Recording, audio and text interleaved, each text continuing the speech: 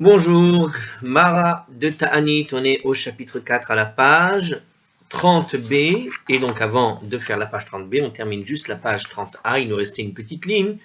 Le sujet général depuis un moment, c'est le fameux repas de clôture de Tisha B'Av, ce repas, ce tout dernier repas qu'on doit prendre en tant que dernier repas justement de la journée qui précède Tisha B'Av. Donc on avait dit qu'on ne devait pas prendre un plat qui était avec 2 ingrédients cuits, ce genre de choses. Et on avait donné pas mal de choses, d'explications à la page 30a. Il nous reste juste une dernière petite phrase qui va montrer en fait le comportement ici de Rabbi Yehuda, voilà, au cours de ce repas de clôture. On nous dit ici la Gemara, et en commentaire, elle nous dit la chose suivante. La Gemara en fait ne veut pas nous imposer le comportement qu'on va vous expliquer à travers l'histoire de Rabbi Yehuda, de Rabbi Yehuda, parce qu'il y a plusieurs ici, je confonds parce qu'il y a Rabbi Yehuda, des fois il y a Rabbi Yehuda, des fois il y a Rabbi Yehuda. Alors on ne veut pas nous imposer le comportement de Rabbi Yehuda, on veut juste nous montrer, voilà ce que font les hommes très pieux quand ils font. Alors c'est Rambam qui explique ça. C'est intéressant cette réflexion que nous propose ici ArtScroll avant même de commencer l'histoire. On a souvent raconté dans la Gemara de Ta'anit pas mal d'histoires liées au comportement, aux actions de personnalités qui ont une certaine piété. Et ici, dans les Ilchot Taniyot, pour le Rambam, chapitre 5, verset 9, ou passage 9, je ne sais pas comment le traduire. En tout cas, ici, ce que veut nous dire ce commentaire, c'est que faut faire attention. Les histoires, elles sont là pour illustrer comment on se comporte lorsqu'on est pieux, d'accord? Mais ce ne sont pas des obligations. Et c'est vrai qu'il faut faire attention dans, j'ai envie de dire, le monde orthodoxe, de ne pas vouloir imposer les marques de piété comme la stricte halakha. Hein. C'est pas parce que tu vas être pieux que c'est la loi. Ça n'est pas la loi. La loi, elle est comme elle est. Celui qui va agir conformément à la loi, on ne doit pas lui jeter l'opprobre en disant bah, il n'a pas fait ce que font les gens pieux, donc c'est un impie. Non, c'est pas ce que ça dit. On illustre les histoires pour juste montrer le mieux à faire, ou voilà, regardez l'exemple de celui-là, comment il a fait, mais ça ne veut pas dire que c'est ça la halakha. Voilà, il ne faut pas confondre des actions de piété, hein, il faut toujours faire cette distinction, hein, et on le voit parfois dans les livres de halakha, il y a une différence nette entre l'action enfin une espèce de hidur mitzvah, la différence entre le hidur mitzvah, le mieux à faire, voilà, regardez ce que font ici et ça, et la stricte halakha qui ne te demande pas tant, voilà, il ne faut pas non plus tomber, on va dire, dans une sorte d'extrême où on va systématiquement prendre exemple sur les gens qui vont faire, entre guillemets, mieux, parce qu'ils sont des gens particulièrement pieux, et dire, puisque celui-là il a fait comme ça, il faut faire exactement pareil. C'est pas le cas. C'est ce que veut nous prévenir Rambam, et ce que nous dit quelque part ce commentaire de ArtScroll sur ce Rambam. Alors, Amar Rabbi Yehuda, Amar Rav. Alors, on y va. Rabbi Yehuda a dit au nom de Rav, Kachaya minhago shel Rabbi Yehuda berabi Il'aya. Voici quelle était la coutume de Rabbi Yehuda, le fils de Rabbi Ilai. Et Rev Tisha B'Av mivi'in lo pat chareva bemelach. L'après-midi qui précédait Tisha B'Av, on lui apportait du pain sec avec du sel. Veyoshev. Et il s'asseyait ben tanour les kiraïm. Alors, entre le four et le réchaud, nous dit ici ce commentaire, c'était l'endroit le plus répugnant de la maison, nous dit Rashi, où se déposait en fait la suie produite par le four et le réchaud. Alors, c'est ça l'idée. Donc, il se mettait dans un endroit qui n'était pas très kavod, normalement pour son rang de rabbi, et il se plaçait dans un endroit qui était un peu sale, parce que c'est l'endroit où les casseroles débordent et il y a de la suie, le feu, etc., qui dégage de la suie, des choses sales, etc. Et il mangeait là-bas. Veochel, il y mangeait donc son pain sec avec le sel. Veshoter alia kiton shel maïm, il y buvait une carafe d'eau, d'accord, avec ça. Vedome kemi shemeto mutal lefanav, et c'était semblable à quelqu'un dont le proche parent était décédé et qui gît devant lui. Hein. C'est les règles un petit peu de deuil qui existent dans les halachot. Hein. Donc c'est quelqu'un qui ressemble à quelqu'un qui aurait un proche devant lui. Quand tu as un proche devant lui, tu ne vas pas t'offrir un repas extraordinaire. Si tu es dans le besoin de manger, tu vas manger vraiment le strict minimum. Normalement, tu n'as pas vraiment envie de manger. Et donc, quand tu vas manger, c'est vraiment parce que ton estomac crie famine. Mais l'estomac, dans ces situations-là, il crie pour autre chose. Et donc, tu vas manger difficilement, en fait, ton pain avec ton eau, en quelque sorte. Hein. Donc, c'est un petit peu cette idée. Ce que veut nous dire en commentaire, il nous le précise, voilà. Rabbi Yehuda, tout simplement, il ressemblait à quelqu'un qui était endeuillé, voilà, qui va s'asseoir dans un coin qui est pas propre, qui fait pas attention, il mange, parce qu'il est pas, voilà, il est triste et accablé, éploré, voilà, c'est Rambam, Ilchot Taniyot 5.9, pareil, la même référence que tout à l'heure. Alors, donc c'est une petite histoire, juste pour illustrer, voilà, finalement, à quoi ressemblait le repas de clôture de Rabbi Yehuda. Voilà, pour conclure, j'aurais pu la faire en fait dans la vidéo d'avant, je viens de voir que c'était vraiment très court. Je pensais que c'était plus long. Alors on y va. La Gemara maintenant va discuter de la possibilité d'exécuter un travail à Tisha B'Av. Alors on y va. Tenan Hatam, donc on est à la page 30b. Hein. Nous avons appris là-bas dans une Mishnah qui est la Mishnah de Psachim, la page 54b. Nous avons appris dans une Mishnah Makom shenahagul asot melacha betisha b'av. Dans un lieu où on a coutume d'effectuer un travail à Tisha B'Av, Rosin, on peut le faire. Makom shenahagu shelo la'asot en rosin. Mais dans un lieu où on a la coutume de ne pas effectuer le travail, on ne peut pas le faire. Bechol makom talmidei chachamim betelim.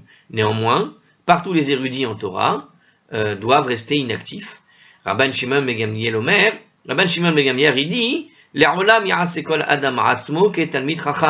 chaque homme doit toujours se conduire comme s'il était lui-même un érudit de Torah. Donc, ça veut dire, monsieur tout le monde doit rester inactif. C'est ça qu'il veut dire. Tanya, Nami, Achi. Et ça a été aussi enseigné dans une braïta. Donc, il y a une autre braïta qui nous dit exactement ce point de vue. Rabban Shimon ben Gamliel Omer. Donc, cette braïta, il dit la chose suivante, que Rabban Shimon ben Gamliel a dit, Le'olam, Adam Atzmo Ketalmid Chacham Kede Sheit Hane. Un homme doit toujours se conduire en érudit de Torah pour s'affliger. Ça veut dire il doit s'abstenir de travailler lui aussi à Tisha B'Av, même si jamais il n'était pas érudit de Torah. Il doit faire comme l'érudit de Torah, puisque l'érudit de Torah doit rester inactif, et bien lui aussi doit rester inactif. Il n'y a pas de raison, afin de s'affliger, nous dit donc cette braïta. En commentaire, il nous précise comme ça. Rabban Shimon ben Gamliel a statué plus haut, à la page 10b, donc là c'est bien, le commentaire nous rappelle ce qu'on avait dit à la page 10b, il dit que Rabban Shimon ben Gamliel avait dit que l'homme ordinaire n'a pas toujours le droit d'adopter le comportement d'un érudit en Torah. Donc si vous vous rappelez, c'était le chapitre de ceux qui devaient prier dans les cas de sécheresse, si vous vous rappelez le sujet. Dans ce sujet-là, là-bas, a priori, on avait vu que une des opinions, et donc ça doit être celle de Rabban Shimon, je ne me rappelle pas le nom exact, mais ça ressemble à ça. Donc c'est Rabban Shimon Gamliel qui avait statué que l'homme ordinaire ne devait pas se comporter comme un érudit de Torah. Ça voulait dire qu'il ne devait pas prendre sur lui le deuil sur la sécheresse si seulement les particuliers, et donc les gens bien érudits en Torah, hein, qui avaient effectivement l'obligation d'aller jeûner. Cependant, mais quand il s'agit d'une pratique éprouvante, donc dans le cas où il y a une pratique éprouvante, il nous dit ici ce commentaire, on peut l'adopter sans crainte de paraître prétentieux. Parce que là-bas, on avait dit que ce sont les gens particuliers qui devaient jeûner, qui devaient prendre sur eux un comportement de jeûne pour faire cesser la sécheresse, et celui qui n'est pas érudit de Torah, il se prenait pour ce type de particulier, c'est-à-dire ces gens qui étaient érudits, eh bien quelque part, il faisait un petit peu preuve d'une certaine prétention. Hein, tu n'es pas érudit en Torah particulièrement, alors pourquoi est-ce que tu viens faire maintenant le jeûne des érudits en Torah en quelque sorte? Donc tu te prends pour l'érudit en Torah, alors que ce sont les tzadikim qui ont cette, on pourrait dire, mission, par leur mérite, de jeûner et de permettre à la pluie d'arriver. Et toi, tu viens, tu jeûnes comme si tu faisais partie du groupe, en quelque sorte, de l'élite. Bon, c'est pas, tu ne fais pas partie. Alors ici, justement, il fait cette distinction. Et là, Rabban Shimon ben Gamliel, qui est le même qui avait interdit aux gens de faire ça là-bas, comment ça se fait qu'ici il le dit? Eh bien, il te répond ici. Apparemment, c'est pas discuté dans la Gemara, puisqu'il le fait ici, la réflexion. Sinon la Gemara aurait dû poser cette question. En tout cas, ici, il nous dit dans ce commentaire que, effectivement, dans le cas d'une pratique éprouvante, on peut effectivement faire comme l'érudit de Torah. C'est-à-dire qu'ici, de toute façon, Tisha B'Av, en quelque sorte, ce qu'il veut dire, c'est que Tisha B'Av est une pratique qu'il faut pratiquer de toute façon pour tous les Juifs. Tous les Juifs vont jeûner à Tisha B'Av. Il n'y a pas de distinction entre l'érudit ou pas l'érudit. Là, dans ce cas-là, puisque l'érudit de Torah, lui, doit être inactif pour Rabban Shimon ben Gamliel, on n'est pas dans un cas où ce serait prétentieux de faire comme l'érudit de Torah, parce que dans le cas d'une pratique éprouvante, comme le travail, eh bien, puisque le sage s'arrête de travailler et reste inactif, eh bien, de la même manière, monsieur tout le monde doit faire pareil. Aussi, donc il n'y a pas une crainte de se prendre pour quelqu'un de prétentieux dans un cas comme celui-là, parce que c'est une pratique éprouvante. D'accord, il ne s'agit pas de jeûner, c'est pas dans le jeûne qui se passe un problème, c'est plus dans le cas d'une pratique éprouvante au sens où au fond, on peut interdire une personne de travailler, peut-être le fond finalement de l'interdiction de travailler, enfin de la pratique de ne pas travailler à Tisha B'Av, c'est comme Tisha B'Av est plutôt long en été, particulièrement éprouvant, d'accord, les jeûnes pour la sécheresse. En général, tu les fais quand c'est l'hiver. Là, on est en plein été, pour Tisha B'Av, par exemple. Donc, c'est une pratique éprouvante de travailler durant Tisha B'Av. Pour avoir fait l'expérience un 17 Tammuz, où j'ai réparé une chaise, eh bien, je peux vous dire qu'il faut faire attention dans les pays chauds à travailler et à faire un travail physique durant le 17 Tammuz. Très dangereux, chers amis, très dangereux. Ça peut vous conduire à boire. Alors, j'ai pas bu, mais peut-être j'aurais dû, vu ce qui a failli se passer. Mais en tout cas, ce que je veux dire, c'est que une pratique éprouvante, ici, l'idée de comprendre la chose, c'est de se dire, voilà, si l'érudit de Torah reste inactif, c'est pas uniquement par piété, c'est parce que c'est le moyen de mieux tenir le jeûne aussi. Donc, d'une certaine manière, si l'érudit de Torah te dit de pas travailler, ou si tu vois l'érudit de Torah qui ne travaille pas, c'est pas simplement voilà par piété, c'est aussi parce que c'est plus pratique pour jeûner correctement. Tu n'auras pas la tentation d'aller boire quelque chose. En tout cas, alors peut-être que l'érudit de Torah, quand il va s'imposer cette inactivité, c'est dans le but de ne pas être à un moment donné être tenté au milieu de son activité de boire quelque chose ou d'oublier qu'on est dans le jeûne. Eh bien, là, ici, on parle d'une pratique éprouvante dans ce commentaire. Donc, c'est une manière de dire, puisque de toute façon, ça t'apporte, on pourrait dire, un bien d'éviter de travailler, pour éviter que tu ne transgresse finalement l'interdiction de manger ou de boire au milieu de cette pratique éprouvante. D'accord? Donc le fait de ne pas faire ce travail-là, ça va te permettre d'être plus posé pour faire et finir le jeûne correctement. D'accord? Aussi, Rabban Shimon souligne-t-il qu'en ce qui concerne le travail, chacun peut se conduire en érudit, parce que s'abstenir d'un travail nécessaire, c'est en soi en fait pénible et accablant. Tiens, s'abstenir d'un travail nécessaire, c'est en soi pénible et accablant. Alors il dit autre chose ici. C'est amusant parce que moi j'aurais vu le côté positif en réalité. Ici il dit que c'est un côté négatif. C'est-à-dire que le fait qu'il s'abstienne de travail, c'est quelque chose de pénible. Une personne qui a effectivement un travail qu'il est obligé de faire, comme par exemple, je sais pas, réparer un tuyau pour les besoins de cuisiner, par exemple. Donc une chose qu'il est obligé de faire. Eh bien, on peut s'imposer effectivement donc de ne pas le faire jusqu'à la fin du jeûne. Donc il voit la chose dans cet ordre-là, c'est-à-dire que le fait de ne pas faire le travail qui était nécessaire de faire, c'est en fait quelque chose de pénible puisqu'il est nécessaire. Donc il voit la chose non pas dans la fatigue et ça te permet toi d'économiser un peu d'énergie pour le reste du jeûne, mais plus dans le cas où, contraire, en réalité, non, c'est le fait de s'empêcher de travailler ici, étant donné que c'est un travail qui est nécessaire. De toute façon, on n'a pas le droit de travailler, mais si tu es obligé de faire un certain genre de travail, qui sont des travails primordial pour X raisons, eh bien, dans ce cas précis, ici, on voit que il a été donné à ne pas travailler. Pour Rabban Shimon ben Gamliel, ici, c'est l'idée de ne pas travailler un travail nécessaire, qui, ne pas le faire, devient quelque chose de pénible et d'accablant, et donc, effectivement, on est dans l'esprit de Tisha B'Av, à savoir qu'on se met un petit peu des bâtons dans les roues pour bien ressentir le deuil de Tisha B'Av. Donc, ils l'ont vu autrement. Moi, j'avais vu une chose un peu plus positive, c'est pas du tout ça. Et donc, cette explication, la dernière que j'ai donnée, c'était Rashash et le Maharatz Chayot. Maharatz Chayot, ça s'appelle. Bon. Alors, la Gemara maintenant va nous annoncer, nous dit Hartzroll, la récompense qui est réservée à celui qui observe Tisha B'Av convenablement et le châtiment à celui qui ne l'observe pas convenablement. Alors on y va. Tanya Idach, il a aussi été enseigné donc dans une braïta, hein, dans une autre braïta, Rabban Shimon ben Gamliel Omer, que Rabban Shimon ben Gamliel a dit, Kol ha'ochel ve'shote b'tisha b'av, celui qui aurait mangé ou bu le 9 Av, Ke'ilu ochel ve'shote be'yom kippourim, c'est comme s'il avait mangé et bu à Yom Kippour. Rabbi Akiva Omer, Rabbi Akiva il dit, Kol ha'oseh melacha b'tisha b'av, celui quiconque aurait effectué un travail à Tisha b'av, eno ro'eh siman bebracha le'olam, il ne verra jamais un signe de bénédiction sur ce travail. Hein. S'il a effectué, par exemple, comme d'habitude, une certaine tâche à Tisha B'Av, il n'en verra en fait aucun bénéfice, nous dit Rashi et les Tosfot. La Mishnah Brura, là-bas, alors je vous donne la référence 554-50, explique que l'on ne retire aucun bénéfice de l'argent qui est gagné de travailler à Tisha B'Av. Ce principe en fait concerne aussi les lieux où l'usage permet de travailler à Tisha B'Av, tout simplement. Alors, c'est ça, c'est-à-dire que c'est un principe qui marche aussi, comme on avait vu précédemment dans les Braïtas. On avait vu effectivement que les endroits où les gens ont l'habitude de travailler, on doit travailler. Celui qui peut travailler si c'est son jour de travail. Sauf que, voilà, il te dit qu'il n'y a pas de siman bracha, même dans les lieux où on te dit qu'ils ont l'habitude de travailler.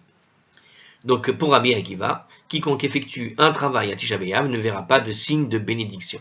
Vachachamim omrim, et les sages disent, Kol ha'oseh melacha b'Tisha B'Av, quiconque a effectuera un travail à Tisha B'Av, ve'eno mit'abel al Yerushalayim, et ne porte pas le deuil de Jérusalem, eno ro'eh besimchata, eh bien, n'assistera pas à son allégresse au moment de la délivrance.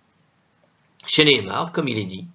Alors, il est dit dans Isaïe 66:10, chapitre 66:10, Simchu et Yerushalayim vegiluba, kol ohavea, sisuita mesos, kol amit abelim alea. C'est une chanson pour ceux qui reconnaissent cette chanson. Il y a écrit, réjouissez-vous Jérusalem et jubilez pour elle, tous qui l'aiment, manifestez de l'allégresse pour elle, tous ceux qui sont en deuil à son sujet. Et donc justement, qui va manifester, regardez le texte, qui manifeste la joie? Celui qui s'est mis en deuil pour elle. Et c'est exactement ce qu'il dit. Mikan Amrou, de là les sages ont dit, Kol Hamit Abel al Yerushalayim Zoche Vero Ebesimchata, quiconque porte effectivement le deuil de Jérusalem aura le privilège d'assister à sa joie. Vesheinu mit Abel al Yerushalayim Eno Ebesimchata, et celui qui ne porte pas le deuil de Jérusalem n'aura pas le privilège d'assister à sa joie. Tanya Nami Ari. On a aussi enseigné de même dans une braïta, on a enseigné la même idée dans une autre braïta encore. Tout celui qui aurait mangé de la viande ou bu du vin à Tisha B'Av, d'accord, à son sujet, l'Écriture a déclaré, Vatei avonotam, al-atzmotam, leurs péchés sont sur leurs os. Alors je me rappelle de ce passage qui était cité dans Rosh Hashanah. Alors on va voir les commentaires pour voir si il va nous le dire. Non, il va pas nous le dire, ça. Alors on y va, on va faire quand même les commentaires qui sont écrits à ce sujet. Donc celui qui mange de la viande et boit du vin le 9 Av. La Braïta ne fait pas allusion au jour même de Tisha B'Av, mais plutôt au repas de clôture qui est consommé la veille de Tisha B'Av, nous dit Rashi. Donc en effet, à Tisha B'Av, ce sont tous les aliments et boissons sans distinction qui sont interdits et pas seulement la viande et le vin. Donc on parle en fait dans le sujet, si vous vous rappelez le sujet de la page précédente, on avait souvent cité justement la viande et le vin qui étaient bu la veille du 9 Av, d'accord, pour pouvoir manger. Alors moi, à chaque fois, je vous parlais là-dessus de Shabbat, mais là, a priori, c'est pas Shabbat. Alors je ne comprends plus du coup.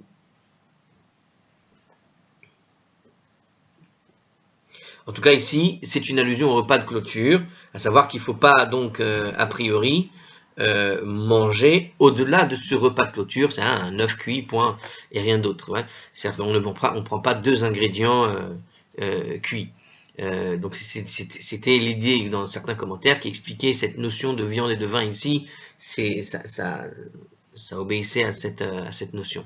Alav Akatovomer, donc le sujet, l'écriture déclare, alors c'est écrit où justement? C'est écrit dans Ézéchiel chapitre 32 verset 27, que leurs péchés sont sur leurs os.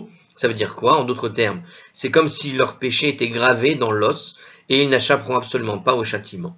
L'écriture sous-entend en outre que leurs os ne se relèveront pas lors de la résurrection des morts, laquelle aura lieu quand le troisième temple sera reconstruit, nous dit le Ritva. D'une certaine manière, ça a été le morceau de viande de trop. Et ils ne se relèveront pas, carrément. Donc c'est une métaphore là-dessus. Alors, il y a plusieurs sujets qu'on a dit ici. Quand on a dit que leur péché est gravé dans leurs os, ça vient de Rabbeinu Hananael, qu'ils n'échapperont absolument pas au châtiment, c'est le Metsuda David qui le dit, et le Ritva, c'est lui qui sous-entend qu'éventuel, qui a un sous-entendu comme quoi les os ne vont pas se relever. Ça veut dire quoi? Leurs péchés sont sur leurs os, c'est-à-dire que le poids du péché les empêche de se lever. C'est là l'idée de la métaphore en l'occurrence. Voilà, on clore ce sujet, on continue sur la suite de notre Mishnah principale que l'on explique depuis le début. Alors, la Mishnah disait quoi? Rabbi Yehuda mechayev birfiyat hamita. Rabbi Yehuda exige de retourner le lit, velo hudulo chachamim, mais les sages n'étaient pas d'accord avec lui. Alors, quelle était donc cette discussion qui nous est présentée ici à propos du lit? Donc, c'est par rapport toujours à Tisha B'Av, voilà les pratiques que l'on ne doit pas faire. Donc, lui, il exigeait de retourner le lit, mais les sages n'étaient pas d'accord avec lui, c'est-à-dire de dormir dans un endroit moins à l'aise que d'habitude. Et on imagine un matelas qui n'est véritablement que sur un seul côté, et quand tu le retournes, tu es forcément dans un endroit qui est un peu moins agréable pour dormir. Donc, il y a cette idée-là. Alors, une braïta va développer ce sujet. Tanya, il a été enseigné. Donc, c'est une braïta. Chaque fois qu'on a Tanya, c'est une braïta. Amrou, les Rabbi Yehuda, les sages ont dit à Rabbi Yehuda, Lidvarecha, de ton point de vue. D'accord? Ça veut dire quoi? C'est quoi de son point de vue? Ça veut dire, nous dit le commentaire, selon lequel à Tisha B'Av, chacun doit adopter le rituel du deuil consiste à retourner le lit. Ça veut dire en fait, du point de vue du deuil en général. À Tisha B'Av, on doit se comporter comme dans un deuil. Et il s'avère que pour Rabbi Yehuda, lorsque l'on est en deuil, il faut retourner le lit, justement. Donc, de ton point de vue, l'idvarecha, Ubarot ou Menikot, Mate Alien. Alors, qu'adviendra-t-il des femmes enceintes et des nourrices qui ne sont pas en état de dormir sur le sol? Donc, de son point de vue, à Rabbi Yehuda, alors moi j'avais traduit ça par l'idée du deuil en général. A priori c'est ça, c'est bien le rituel du deuil. Mais de ce point de vue dans lequel il faut effectivement retourner le lit, comment vont faire les femmes enceintes et les nourrices dans ce cas-là? Est-ce qu'elles vont pouvoir dormir par terre vraiment? Parce que c'est un petit peu ce qui est dit ici. Quand on retourne le lit, il semble préciser ici, ça veut dire dormir sur le sol, quoi. Amar lahem, Rabbi Yehuda leur a répondu, Af ani lo amarti et la beyachol. Moi-même, je n'ai dit cela que pour celui qui en est capable. D'ailleurs, ça explique pourquoi le commentaire précédent, vous vous rappelez l'histoire qu'on a racontée tout au début, donc ça tombe bien qu'on l'ait racontée ici, dans l'histoire qu'on a racontée au début, quand on avait dit que Rabbi Yehuda, lui, dormait entre le four et le réchaud. Vous vous rappelez de cette histoire? Eh bien, tout au début de la vidéo. Eh bien, quand on avait raconté cette histoire-là, le commentaire nous avait bien précisé qu'il ne s'agit que d'un comportement de piété de Rabbi Yehuda qui n'impose absolument pas de faire exactement ce qu'il faisait lui. Eh bien, peut-être qu'on a déduit ça de ce que vient de dire Rabbi Yehuda juste maintenant. Regardez ce que dit Rabbi Yehuda. Il leur a répondu, Af anim, même moi, lo amarti et la beyachol, je ne l'ai dit uniquement pour ceux qui peuvent. Celui qui est capable de retourner son lit, alors il pourra dormir, s'il est capable de dormir par terre, qu'il dorme par terre. D'accord? C'est-à-dire que fais la règle du deuil au maximum de tes capacités. Ici, Rabbi Yehuda n'impose pas une règle, mais il préconise pour celui qui peut. Et bien, de la même manière, d'une certaine façon, c'est un petit peu la même chose avec l'histoire du four et du réchaud. C'est pour ça qu'on a dit, voilà, Rabbi Yehuda ne donne pas réellement des règles de halakha, il donne des coutumes pour celui qui en serait capable. Alors là, c'est tout de même un peu différent, puisqu'il semble tout de même présenter dans ce sujet maintenant que que quand on parle de quelqu'un qui peut, c'est-à-dire, voilà, ça exclut surtout les femmes enceintes, donc qui seraient exemptées de cette règle. Mais est-ce que tout le monde doit dormir par terre? Donc, bon, a priori, tout le monde, quand on va à la synagogue, on est tous par terre, ça vient de là, hein. Voilà, vous l'avez ici, hein, la règle. Alors, donc, il disait, moi-même, j'ai donc cet enseignement qu'à propos de celui qui en est capable, c'est-à-dire, on ne dort que par terre. Voilà. Alors, la braïta, autre braïta qui corrobore l'approche du différent, Tanya Namiachi, il a été aussi enseigné dans une braïta, donc il y a tout de même apparemment une discussion sur la règle de Rabbi Yehuda, puisque dans la Mishnah, il exige de retourner le lit, ce qui veut bien dire qu'il impose. Mais les sages n'étaient pas d'accord avec lui, et donc on vient de voir un premier désaccord. Le premier désaccord qu'on a vu ici, c'est celui des femmes enceintes et des nourrices, mais il y a d'autres choses, regardons la suite. Il a été aussi, donc Tanya Namiachi, et il a aussi été enseigné dans une autre braïta, donc la même chose, on a le même problème entre Rabbi Yehuda et les sages, puisque Rabbi Yehuda exige qu'on dorme par terre. Pourtant, il vient de nous dire dans cette braïta qu'il ne l'avait enseigné uniquement que pour ceux qui sont capables. Donc en fait, on reproche à celui qui est capable de ne pas faire l'effort. En fait, ce que dit Rabbi Yehuda ici, en gros, c'est que si tu es capable de témoigner des règles de deuil qui sont peut-être plus difficiles pour certains que pour d'autres, tu dois quand même le faire. Donc c'est uniquement pour les paresseux, quoi. C'est une attaque contre les paresseux ici, ce qui semble sortir du texte. Mais là, pour le moment, ils se sont concentrés sur les femmes enceintes, on va voir la suite, et les nourrices. Alors, donc, autre braïta, Modé Rabbi et Yehuda, la Chachamim, Beshe'eno Yachol. Rabbi Yehuda concède aux sages à propos de celui qui n'en est pas capable. Et il admet donc qu'une personne n'a pas à retourner le lit et elle n'a pas à dormir sur le sol si jamais il n'est pas suffisamment en forme ou capable de le faire. Modim Chachamim les Rabbi Yehuda Beyachol. Et en fait, les sages, eux, ils ont concédé à Rabbi Yehuda à propos de quiconque en est capable, et ils admettent qu'une personne serait donc astreinte. C'est-à-dire que ce qu'a exigé Rabbi Yehuda, en réalité, cette deuxième braïta te montre que les sages sont tout à fait d'accord avec l'idée qu'une personne qui en est capable, à partir du moment où elle en est capable, après il faut déterminer la limite des capacités de chacun, mais à partir du moment où une personne est capable de faire cette pratique, il doit la faire. Point. Alors, puisqu'il y a un consensus dans cette braïta, on voit un consensus entre les sages et Rabbi Yehuda. Mais alors, la Mishnah, je relis la Mishnah pour vous, le petit morceau qui nous dit comme ça, Rabbi Yehuda exige de retourner le lit, mais les sages n'étaient pas d'accord avec lui. Alors de quoi ça parle? Puisqu'on voit qu'il y avait un consensus dans les deux braïtas, il y a un consensus, Rabbi Yehuda est d'accord sur les femmes enceintes et les nourrices, et les sages sont d'accord, pour toute personne qui en serait capable, il faut qu'il retourne le lit. Mais alors, sur quoi les sages n'étaient pas d'accord? À la lumière de ce consensus, donc la Gemara pose la question, Maï Beneyu, mais finalement, quel était le problème entre les sages et Rabbi Yehuda? D'accord? Qu'est-ce qu'il y avait entre eux? Si on traduit correctement, il y a écrit, mais quelle est-elle entre eux? Quel est donc le désaccord qui est entre eux? La Gemara répond, Ika benayehu she'ar mitov. En fait, que celui qui est capable. Alors, les lits restants, c'est ça qui est le problème entre eux, les lits restants. Alors, ça veut dire les lits restants, on peut imaginer, en regardant, de toute façon, on va regarder le texte. Alors, il y a écrit, quelqu'un qui est capable, celui qui en est capable doit ou non retourner les lits restants et inemployés de la maison. Tel est l'objet du désaccord entre eux.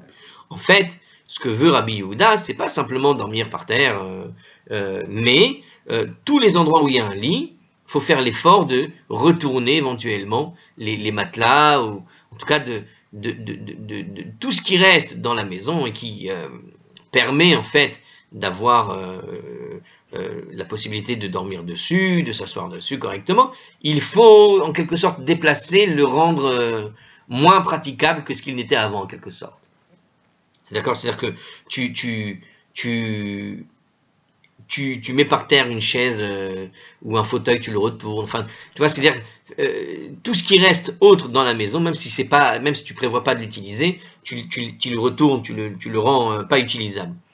Donc les sages soutiennent qu'à Tisha B'Av, il est nécessaire de retourner seulement le lit sur lequel tu dors.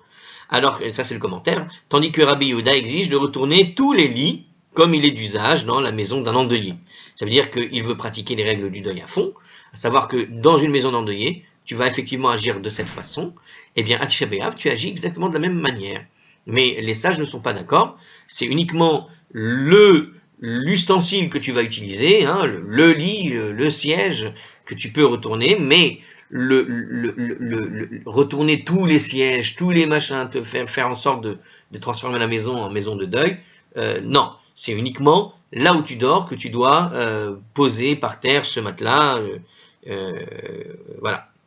Et conformément, justement, Kidetania, conformément à ce qui avait été enseigné dans une braïta, justement, alors conformément à qui on va voir tout de suite, Keshe Ameru Lechapot Amita, lorsque les sages ont dit que l'endeuillé est obligé de retourner le lit, Lomitato Bilvad Hu Kofe. Ils ont voulu dire qu'il doit retourner non seulement son propre lit, et la Kol Amitot Kulan ou Kofe, mais il doit retourner en fait tous les lits de la maison. Donc lorsque les sages ont enseigné, donc en fait, l'enseignement ici en l'occurrence, à propos du lit, est confirmé dans une parole des sages qui est transmise par la Braïta ici. Mais la différence, c'est que dans cette Braïta, qu'est-ce qu'on voit? On voit qu'en fait, on parle en réalité des règles du deuil en général. Et puisqu'on veut appliquer les règles du deuil en général sur Tisha B'Av, à Tisha B'Av, alors théoriquement, même à Tisha B'Av, il faut retourner tous les lits. C'est comme ça qu'a pensé Rabbi Yehuda, mais les sages n'étaient pas d'accord. Non, non, non, on ne retourne que le lit à Tisha B'Av, mais pour les règles du deuil, on fait effectivement comme ça. Mais on ne doit pas faire cette interprétation des règles du deuil poussée à cet extrême-là pour Tisha B'Av. Alors la Gemara quand même tranche la question. Rava a dit, Hilcheta ketana didan. Là, la elle suit le Tana, comme ça avait été dit dans la Mishnah. Qu'est-ce qu'on avait dit dans la Mishnah? Velo hodu lo chachamim. À savoir que la Mishnah nous dit tout simplement que les sages n'étaient pas d'accord avec lui et que finalement, donc toute la logique du deuil, on devait la faire uniquement sur ce qu'on utilise maintenant, mais pas sur l'ensemble de la maison, etc. Donc, il ressort qu'ils ne vont pas du tout dans le sens de Rabbi Yehuda, nous dit Kol Ikar, c'est là l'essentiel, c'est-à-dire l'essentiel, c'est qu'ils ne sont pas. Alors, comment il était traduit ici? Il te dit qu'ils ne vont pas du tout. Alors, en fait, Rava, il nous dit ici, donc ça veut dire en gros, Kol et Ikar, c'est l'essentiel, ça veut dire l'essentiel de ce qui a été dit, c'est-à-dire qu'est-ce qu'on a dit?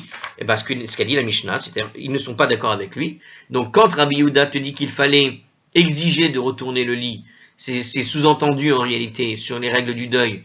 Appliquer cette braïta qui consiste que quand on retourne le lit, il faut aussi retourner les autres lits et tous les objets dans lesquels tu vas pouvoir t'asseoir et être machin, comme on le fait donc pour un deuil normal.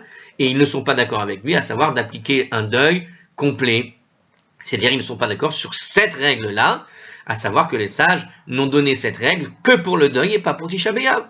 Rabbi Yehuda lui disait il faut retourner le lit dans le sens retourner le lit comme pour le deuil, à savoir appliquer l'ensemble des règles du deuil et donc retourner un lit pour tous les lits. Mais les sages ne sont pas d'accord, et c'est l'essentiel de ce que voulait dire la Mishnah ici. Ils ne sont pas d'accord de retourner le lit, c'est-à-dire d'appliquer l'ensemble des règles du deuil sur le lit, tel que le veut Rabbi Yehuda. Alors, voilà. Alors, il nous dit ici, en vérité, en commentaire, un petit commentaire quand même. En vérité, Rava n'a pas besoin de trancher la halacha en faveur des sages, car ceci était évident, puisque la halacha suit la majorité. Donc pourquoi Rava dit ici, ce que pose ici, alors c'est Tosfot qui parle, il pose une question très juste. D'habitude, dans une discussion entre tel rabbin et les sages, qui gagne? La majorité. Il s'avère que les sages ne sont pas d'accord. Ben voilà, il n'y a pas besoin de discuter plus que ça, les sages ne sont pas d'accord, ils ne sont pas d'accord.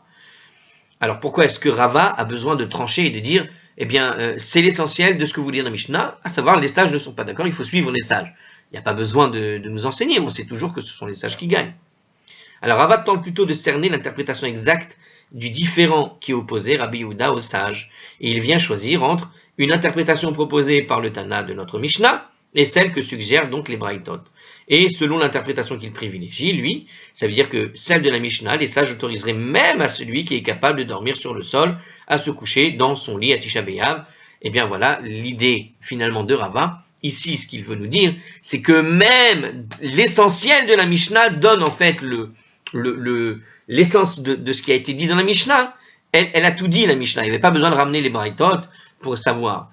Ce que nous dit cette Mishnah, l'essentiel, l'essence de cette Mishnah, c'était de dire quoi? C'était de dire que Rabbi Yehuda voulait retourner le lit de là où tu vas dormir, eh bien, pour les sages, tu n'es pas obligé d'aller dormir par terre. Ça n'est pas une obligation. C'est comme ça que traduit Tosfot, comment la halakha a été tranchée par Rava.